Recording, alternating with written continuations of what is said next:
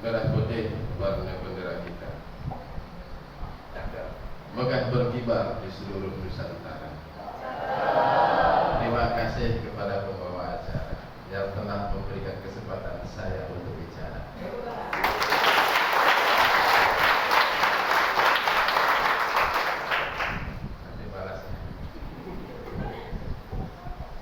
Kepada Frater Mario JSD yang kami hormati dan muliakan, kasih Dimas Katolik Bapak Sunanda Pinata yang sekaligus sebagai ketua panitia dan segenap panitia pelaksana, kasih dan penyelenggara di lingkungan kantor dan agama Kampung Kayak hadir juga sadar, kasih Dimas Muda Bapak Wiono diri Pak.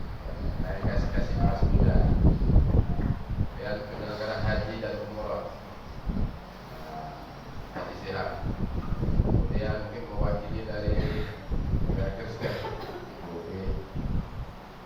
mewakili dari Kasih Pendidikan Islam Putri,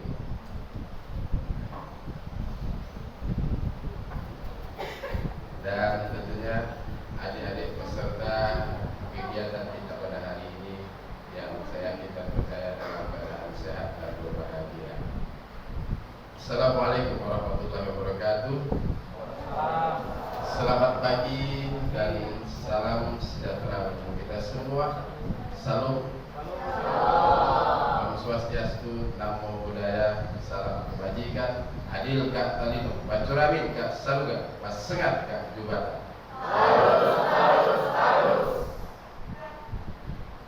Pertama dan utama tentunya puji syukur kepada Tuhan Yang Maha Kuasa bahwa sampai detik ini kita semuanya yakin dan percaya dalam keadaan sehat. Sehat? Sehat? Sehat? Bahagia? Bahagia? Bahagia? Kalau sudah sehat dan bahagia, ya kita percayalah sukses dalam menjalani kehidupan ini, dan yakin dan percaya agar bisa memahami desain ilahi. Nah, ini temanya kan memahami desain ilahi atas tubuh manusia. Ada satu pantun lagi, kasih pantun saja. Apa ya? Bukan batang sembarang batang. Batang ini diambil di rumah Pak Fahmi. Kita datang bukan sembarang datang. Kita ingin memahami desain ilahi.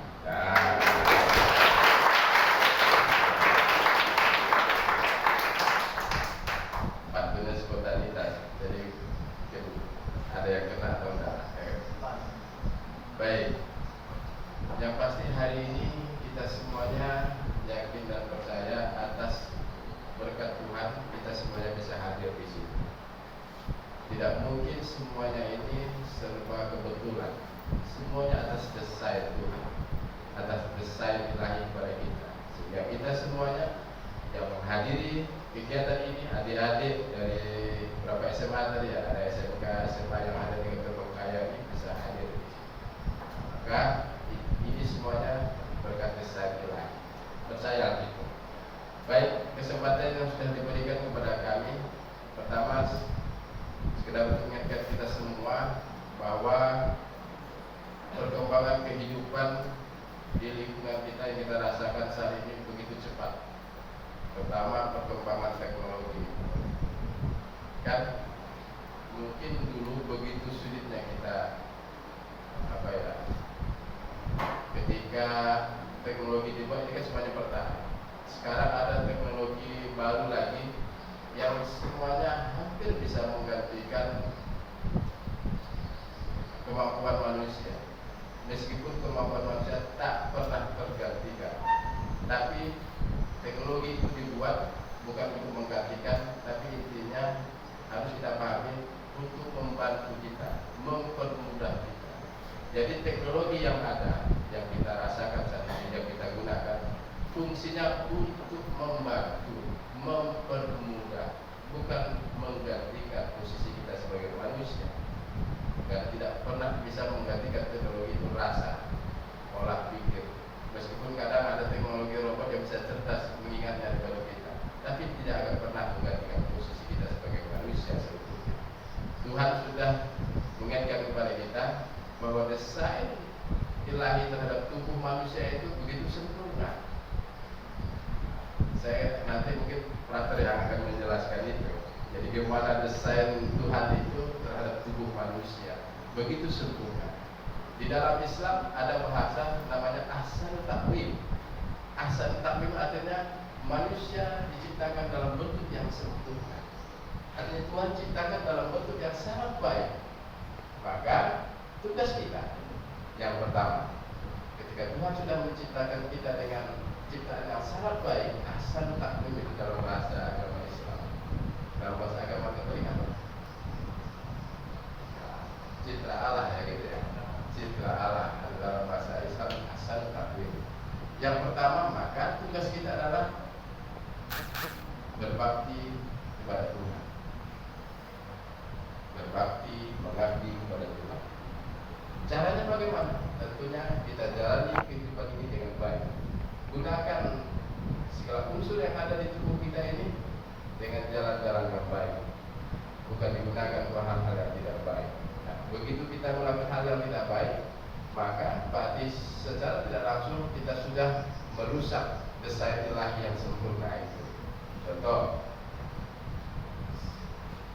mudah-mudahan saya kemudian di ruangan ini tidak ada, di ruangan ini tidak ada.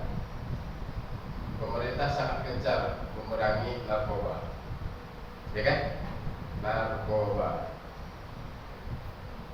Jadi terkait ini Pak, jangan pernah sekali coba-coba. Sekali mencoba, ini yang repot. Karena ada zat adiktif, zat yang membuat kita kecanduan. Kalau kita tidak menggunakan itu lagi, pasti tubuh kita akan gemetar, kacau pikiran.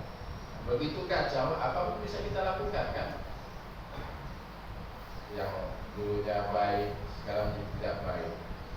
Tidak ada uang mau beli, karena sudah kecanduan kan? Akhirnya apapun bisa dilakukan. Dengan mencuri ayam tetangga, misalnya. Wah, ada ayam tetangga lewat, ambil, dijual. Itu apa? Itu beli obat.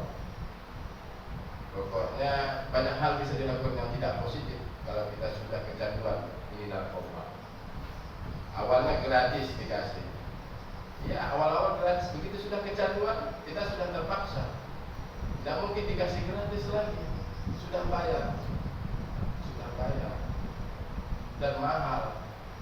Ya kan? Penikmat itu sekarang tidak hanya dinikmati orang-orang kaya, orang sampai di pelosok pedalaman. Orang-orang yang tidak mampu juga bisa beli ini barang dengan berbagai cara. Maka jangan pernah sentuh ini barang. Narkoba ini jangan pernah sekali coba-coba ini barang. Sekali mencoba, repot urusan. Tidak ada urusan dengan kepolisian, yang pasti berurusan dengan Tuhan yang sudah mendesain kita dengan sangat baik, ya kan? Nah, berurusan dengan polisi sudah pasti.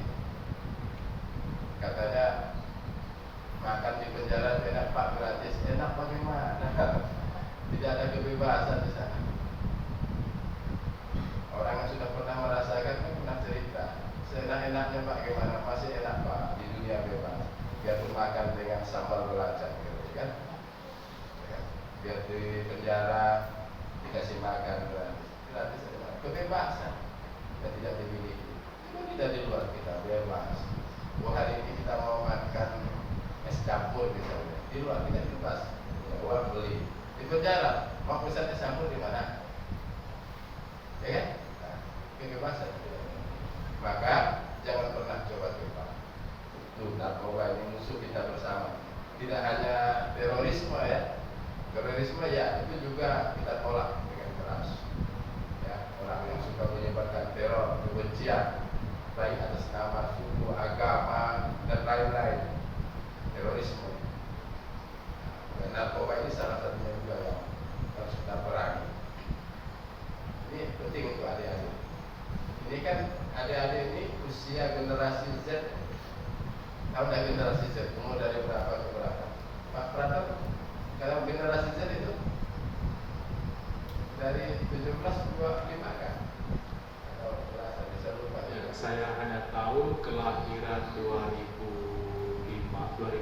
Ya, generasi Z. Berarti generasi ini generasi yang cukup banyak ini. Itu saat ini di Indonesia. Indonesia akan mengalami bonus demografi di tahun 2035. Artinya bonus anak-anak muda generasi Z saat ini. Cuma jangan sampai kita ini sudah merencanakan untuk menjadi generasi emas. Makanya jangan gagap kita dengan perkembangan teknologi yang tiba-tiba ini. Harus siap. Lupa baru kemarin belajar, kan ada ya desain kalau di apa ya, di komputer itu desain untuk mendesain gambar itu Photoshop. Tiba-tiba sekarang sudah ada teknologi baru namanya AI ya macam itu ya. Sudah bisa mendesain video, foto. Saya misalnya tidak bisa bahasa Ibrani misalnya. Kok tiba-tiba bisa bahasa Ibrani? Dengan teknologi AI itu bisa. Saya ngomong gini diterjemahkan oleh teknologi itu, bisa saya jadi bahasa Ibrani ini. Jadi sudah canggih ya. Pak Jokowi tidak pintar bahasa Arab, kok tiba-tiba ada videonya dia bisa bahasa Arab. Itu teknologi. Meskipun hoax kemarin ya, tapi kan intinya teknologi itu cukup mampu untuk kalau kita tidak menyadari itu ketinggalan lah. Jangan sampai nanti adik-adik ini dan kita semuanya jadi generasi cemas ya. Bukan, harus generasi emas, bukan generasi cemas. Cemas inilah dengan teknologi yang begitu cepat kita kok cemas, kaget. Kalau sudah cemas, kita hanya sekedar menjadi penonton, pengguna dari teknologi itu. Jadi tiap hari hanya mainkan HP hanya untuk hiburan semata. Alangkah baiknya kita menggunakan teknologi itu juga untuk hal-hal yang bermanfaat yang di kehidupan kita sehari-hari. Begitu. Jadi gunakanlah teknologi sebijak-bijaknya ya, untuk kehidupan kita sehari, membantu, mempermudah kita. Ya, tiba-tiba ada keluarga sakit misalnya, dan mungkin kalau pakai metode terdahulu kita harus ya menginformasikannya lewat misalnya jalan kaki yang harus menempuh perjalanan misalnya. Ternyata dengan teknologi HP kita bisa menghubungi misalnya dengan pihak rumah sakit atau minta bantuan ambulan hanya dengan telepon. Nah, itu teknologi bisa mempermudah itu. Dari kita percaya adik-adik semuanya bisa secara bijak menggunakan teknologi yang dimiliki saat ini dengan sebaik-baiknya, dengan sebijak-bijaknya. Kalau dengan sebaik-baiknya, dengan sebijak-bijaknya, yakin dan percayalah, maka kita sudah mengarah pada tujuan awalnya, memahami desain ilahi itu tadi, bahwa kita harus berbakti dengan Tuhan dengan menggunakan jalan-jalan yang baik sesuai dengan ketentuan yang ditentukan oleh Tuhan melalui nabi-Nya. Yang kedua, begitu kita sudah dikatakan sebagai bentuk ciptaan yang baik, yang mulia dari Tuhan, maka tugas kita yang kedua adalah menghormati, menghargai, ya, saling menghargai, saling mencintai satu sama lain. Toh kita diciptakan dari satu Tuhan sesungguhnya kan. Nah, cuma jalan kita yang berbeda, syariat ketentuan itu yang berbeda, ya kan? Tujuannya sama. Ya, kita berbakti pada Tuhan, itu berbuat baik terhadap sesama. Maka tugasnya itu. Tadi kita tugas yang pertama berbakti kepada Tuhan dengan sebaik-baiknya. Yang kedua, ya, menghargai, menghormati satu sama lain. Itu tugas kita. Perbedaan suku dan agama itu sudah lumrah, sudah apa ya? Memang sudah senyatanya. Apakah kita minta untuk diciptakan sebagai orang Melayu? Apakah kita minta mau diciptakan sebagai orang Dayak? Tidak kan? Kita sudah terakhir begitu, sudah itulah yang patut kita syukuri. Nah, kemudian kita beragama, jadi pilihan kita masing-masing. Tuhan sudah memberikan jalannya, tinggal kita pilih jalan itu, kan begitu.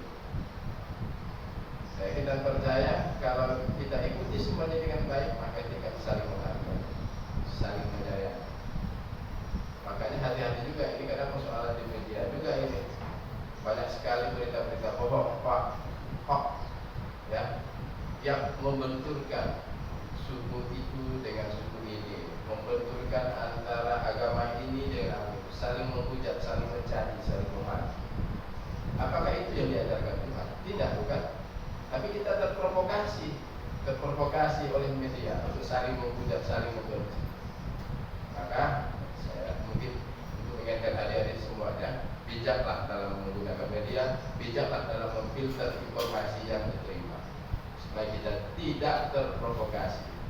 Karena bahaya provokasi ini lebih besar dari pembunuhan sebenarnya. Provokasi ini kan sama dengan fitnah.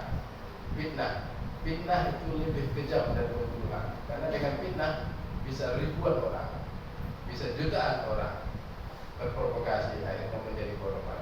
Kan begitu. Nah, barangkali itu yang dapat kami sampaikan. Saya tidak percaya nanti adik-adik kita minta untuk sungguh-sungguh mengikuti kegiatan ini dengan baik. Apa yang disampaikan Pak Prater atau narasumber lainnya nanti dicerna dan mudah-mudahan dapat diamalkan dalam kehidupan sehari-hari.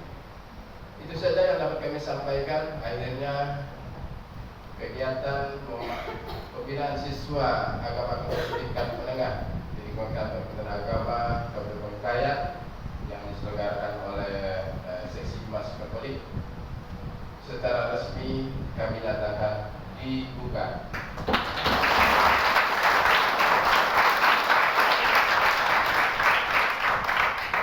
Ikan sepat dimulai nama ayam selasih dicari orang. Mohon maaflah atas segala kekurangan. Terima kasih atas segala perhatian.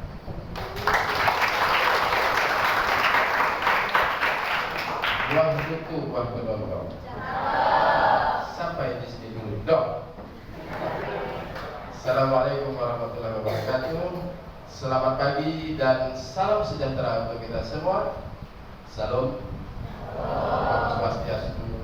Namo Buddhaya. Salam kebajikan. Adil kak tarino, wajuramin kak saruga, pasengat kak ibadah.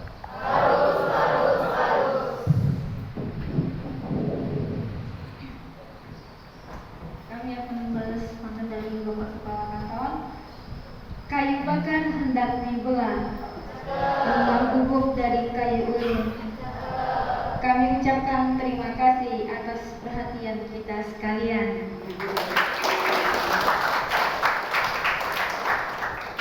Setelah jogging rasanya letih. Jangan lupa untuk sarapan. Hanya ucapan terima kasih yang dapat kami ucapkan. Terima kasih kami ucapkan kepada Bapak Kepala Kantor yang telah membuka kegiatan pada hari ini. Selanjutnya kita akan foto bersama. Bapak Kepala Kantor, para Kasigara dan narasumber untuk foto bersama dengan peserta.